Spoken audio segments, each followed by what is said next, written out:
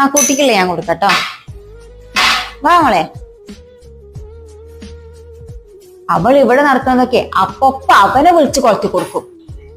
അമ്മ എന്തൊക്കെയാ പറയുന്നത്? ഏട്ടി അങ്ങനത്തെ ഒരാളൊന്നല്ല. ഞാൻ എന്തായാലും ഏട്ടിനൊന്ന് പോയി കാണട്ടോ. ആ ചേച്ചി, എന്തൊക്കെയുണ്ട് വിശേഷം? അമ്മയ്ക്ക് ഇപ്പൊ എങ്ങനെയുണ്ട്? ആ അങ്ങനെ പോണു. അമ്മയ്ക്കിപ്പോ കാലുവേദന കുറച്ച് കൂടിയിട്ടുണ്ട്.